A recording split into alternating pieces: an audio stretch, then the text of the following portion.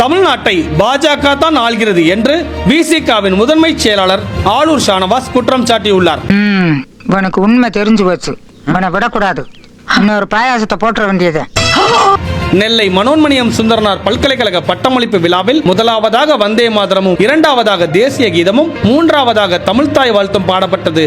அத வேற ஞாபகப்படுத்திட்டீங்க, நெஞ்சமெல்லாம் பொண்ணா இருக்கு தம்பி.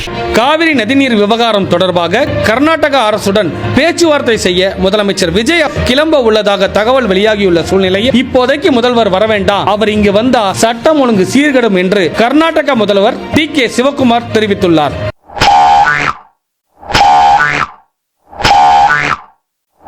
தன்னுடைய ஆபாச வீடியோ இருப்பதாக சொல்லி சிலர் பணம் கேட்டு மிரட்டுவதாகவும், தேவையானால் அவர்கள் மீது சட்டப்படி நடவடிக்கை எடுப்பேன் என்றும் அமைச்சர் ஜெகதீஸ்வரி பேட்டி.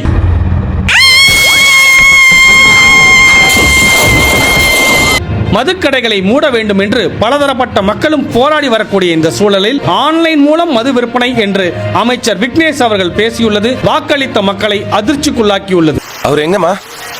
குடிச்சுட்டு ரூமுக்குள்ள டான்ஸ் ஆடுறாரா?